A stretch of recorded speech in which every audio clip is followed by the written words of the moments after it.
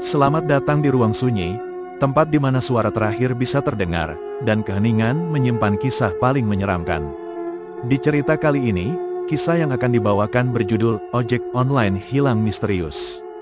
Pesugihan di Gunung Salak terungkap. Jika kau pikir semua cerita horor berakhir dengan penyelamatan, pikirkan lagi. Di Gunung Salak, ada jalur yang tidak boleh kau injak. Ada puncak yang tak boleh kau tuju. Dan ada perjalanan yang tidak pernah dimaksudkan untuk pulang. Langit di atas kaki Gunung Salak malam itu seperti kanvas hitam tak berbintang. Kabut tebal turun cepat, menutupi jalan-jalan desa yang sepi. Di layar ponsel milik Ardi, seorang driver ojek online berusia 28 tahun, muncul notifikasi baru. Pickup location, Curug Nangka, drop, pos 4 jalur pendakian Salak, ujung puncak. Ardi mengernyit, titik penurunan itu tidak lazim. Aplikasi seharusnya tidak mengizinkan titik jemput di luar zona sinyal. Tapi pesanan itu muncul resmi, bahkan dengan tarif fantastis, Rp850.000. Lebih dari cukup untuk mengganti perjalanan pulang pergi dan sewa motor hari itu. Ia sempat ragu, tapi saldo di dompet digitalnya tinggal Rp20.000, dan ia sudah menunggak kos 2 minggu. Pesanan itu tampak seperti hadiah dari langit. Atau mungkin, dari bawah tanah. Ia menggesek tombol hijau. Order diterima. Perjalanan dimulai jam 9 malam dari kota Bogor. Ardi memacu motor matiknya menyusuri jalanan menanjak yang mulai kosong dari kendaraan lain. Ia mengenakan jaket tebal dan helm dengan lampu tambahan. Di boncengan, ia hanya membawa ransel kecil berisi jas hujan, charger, dan sebotol minuman energi. Sepanjang jalan menuju Curug Nangka, ia tidak melihat satupun mobil atau motor. Tapi yang paling membuatnya resah, GPS di ponselnya tidak menunjukkan arah panah. Hanya titik diam, seolah dirinya tidak bergerak. Namun suara notifikasi tetap muncul, 100 meter lagi, tujuan di sebelah kanan.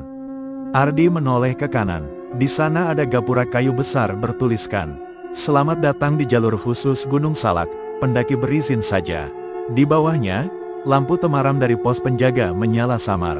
Tapi tidak ada orang, hanya termos teh kosong dan koran bekas bertebaran. Ardi turun dari motor, mematikan mesin, lalu mengetuk pintu pos.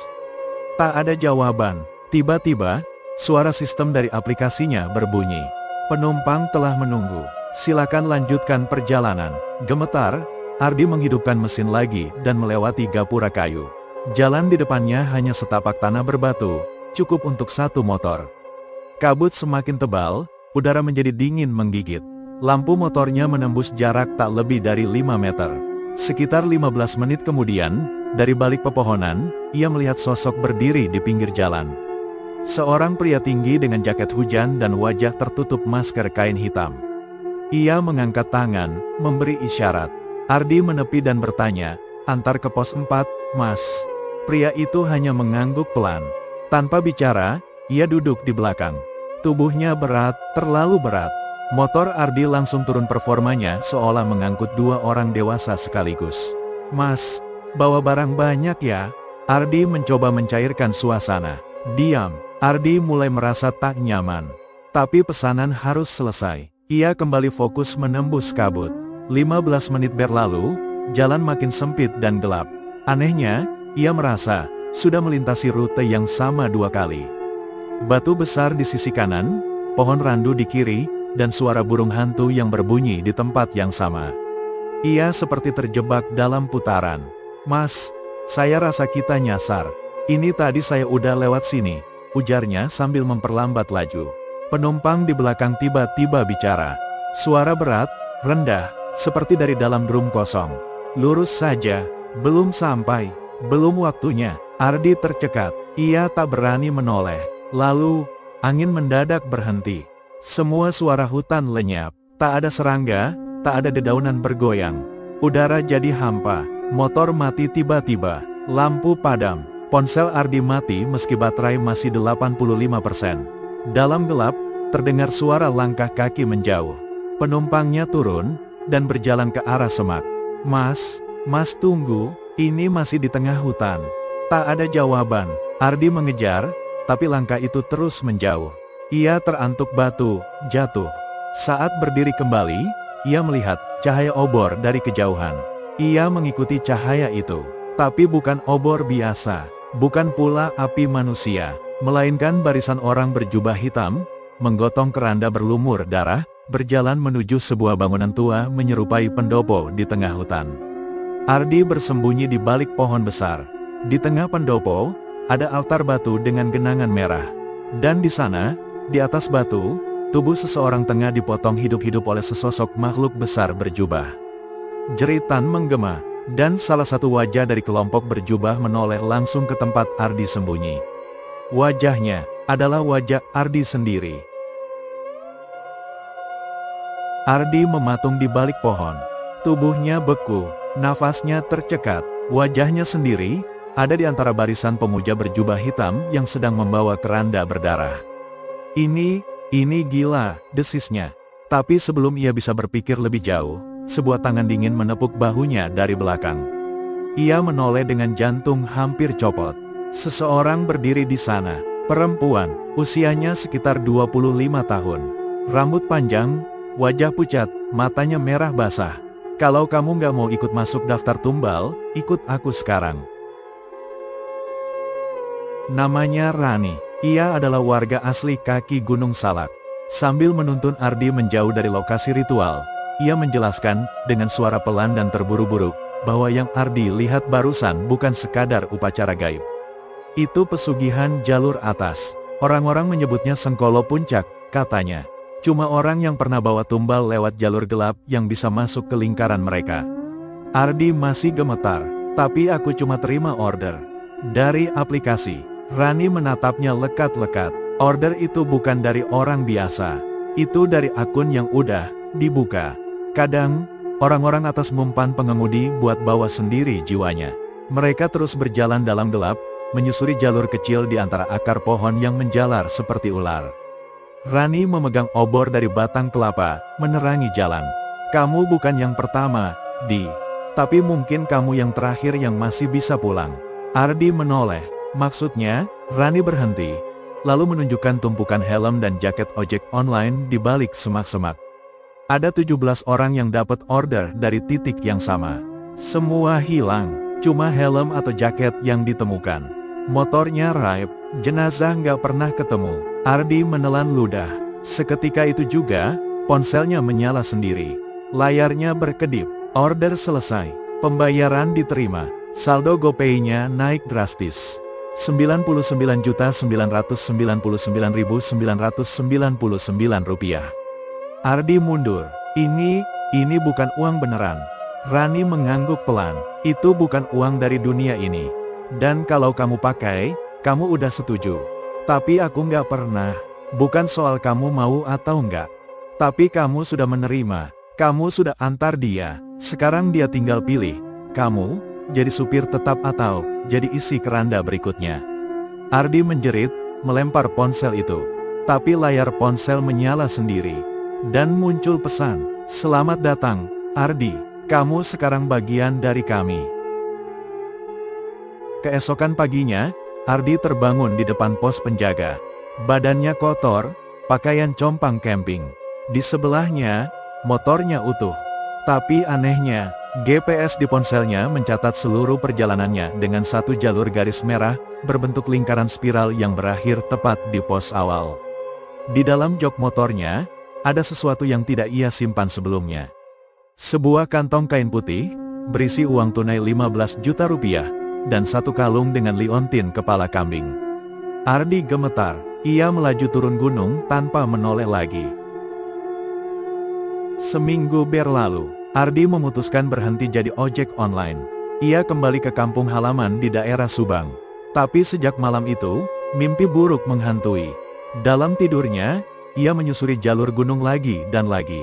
Dan tiap kali bangun, kaki dan sepatunya berlumpur. Ia mulai takut tidur. Sampai suatu malam, ia menerima paket tanpa nama. Di dalamnya, satu handphone tua, sudah retak, dengan satu aplikasi terinstal. Sengkolo DRIVER 1 order menunggu. Ia ingin membuang ponsel itu. Tapi saat ia mencoba, jari-jarinya seperti mati rasa. Matanya berair sendiri. Dan suara berat menggema di kepalanya. Jangan tolak rejeki dari puncak. bayarmu belum lunas. Ardi kembali ke Bogor. Kali ini, dengan tekad ingin menyelesaikan semuanya. Ia temui Rani kembali, yang tinggal di rumah panggung tua di desa Sukatani. Tapi saat ia tiba, rumah itu sudah ditinggalkan selama 4 tahun. "Rani?" tanya Ardi pada seorang tetua kampung. Tetua itu mengerutkan dahi. "Oh, itu anaknya Pak Rahmat. Meninggal 4 tahun lalu pas malam suro. Ketemu mayatnya di jurang. Tapi anehnya, kakinya terbalik semua." Ardi tak bisa berkata-kata. Perempuan yang menolongnya malam itu, sudah mati. Ia mundur pelan, lalu ponselnya berdering. Bukan dari aplikasi biasa, tapi dari kontak bernama, penumpang dari atas. "Ardi," suara berat itu terdengar lagi, "kerandamu belum diisi. Kalau bukan kamu, pilih satu orang yang kau sayangi." Ardi menatap layar. Di sana muncul wajah ibunya, tidur lelap di kampung. Ia berteriak panik, lalu menjawab cepat, "Jangan, jangan, ambil aku aja." Jawaban di ujung telepon, "Itu yang kami tunggu." Seketika, lampu sekitar padam. Suara seruling dari dalam hutan menggema, diiringi langkah kaki berat. Dan dari arah hutan salak, terdengar suara motor yang datang tanpa pengendara.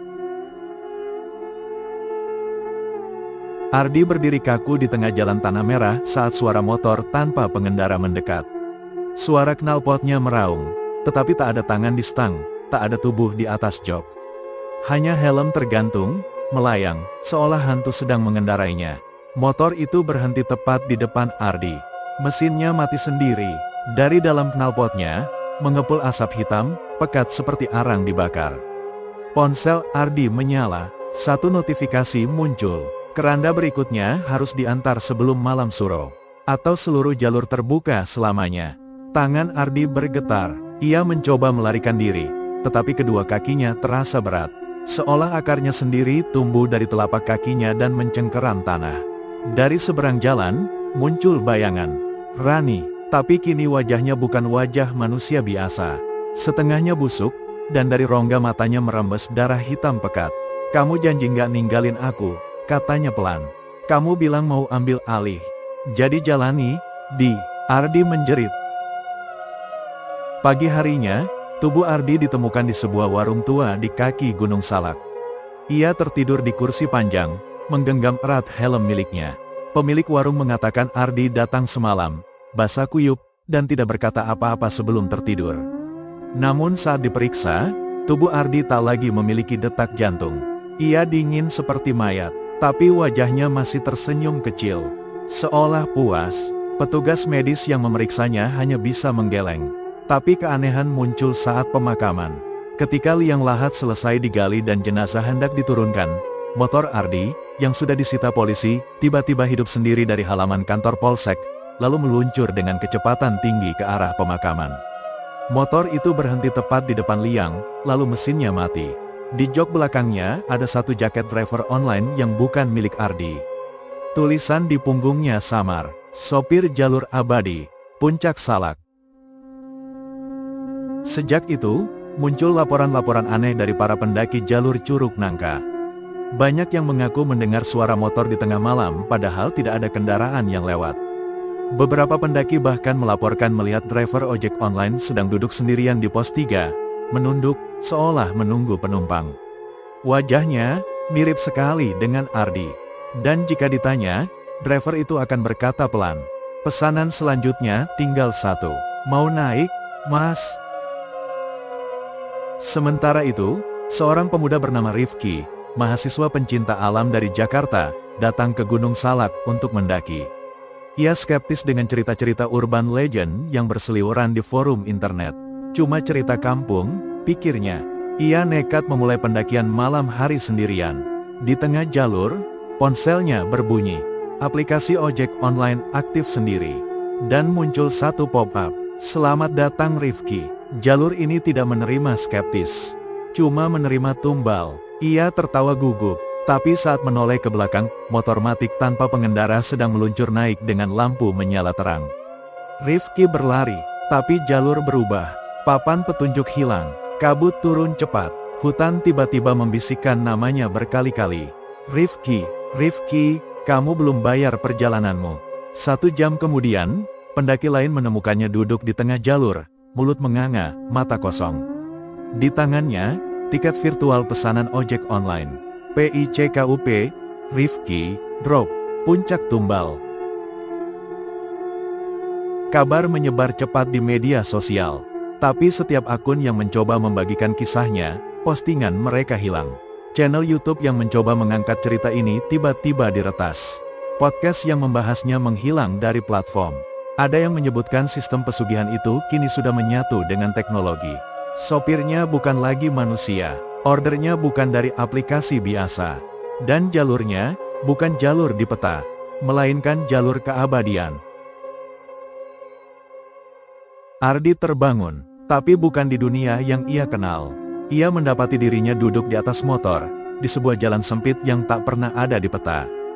Jalur itu seperti tak berujung, menurun tajam, dengan sisi kanan jurang tak berdasar dan kiri dinding batu penuh ukiran kuno.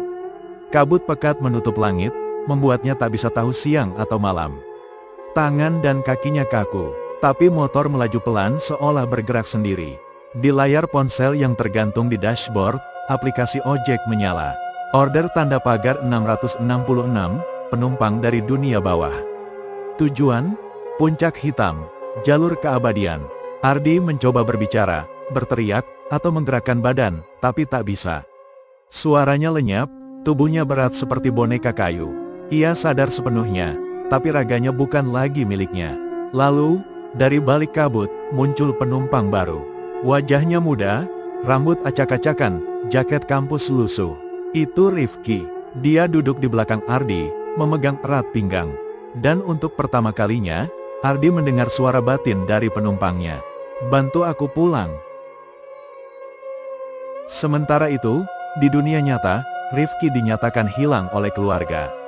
Upaya pencarian dilakukan oleh tim SAR dan relawan. Tapi jalur yang biasanya aman, kini menjadi labirin. Kompas berputar acak. Drone pemantau tiba-tiba jatuh tanpa sebab. Salah satu anggota tim, Jaya, seorang pecinta alam senior, mengalami kejadian aneh. Saat ia memisahkan diri dari tim untuk mengecek jalur alternatif, ia menemukan jalan tanah kecil yang tak pernah tercatat. Jalur itu seperti menarik langkahnya. Di ujungnya, ia menemukan satu helm driver ojek online, masih baru, bersih. Di bawah helm itu, ada cermin bundar kecil. Jaya menatap cermin. Refleksi di dalamnya bukan dirinya, melainkan Ardi, menatap balik dari tempat gelap dengan mata merah penuh luka. Di dunia bawah, Ardi kini mengalami lingkaran pesugihan yang tak bisa diputus. Setiap penumpang yang ia antar, menjerit. Tapi tak bisa lari.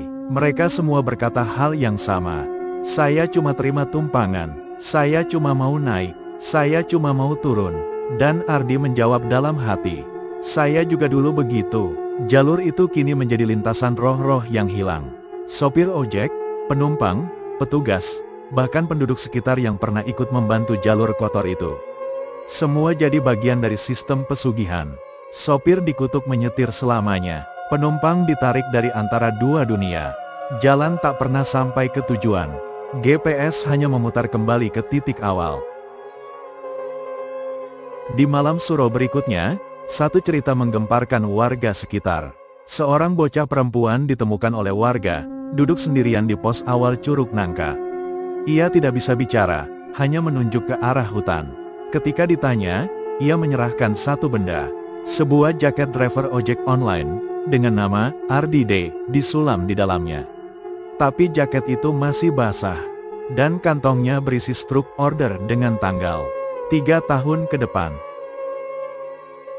Rifki tak pernah ditemukan, namun selama beberapa tahun setelah itu, akun media sosialnya aktif kembali. Mengunggah foto-foto dari puncak gunung, jalanan berkabut, hingga tangkapan layar aplikasi ojek dengan pesan-pesan aneh. Order dalam proses, penumpang belum sadar.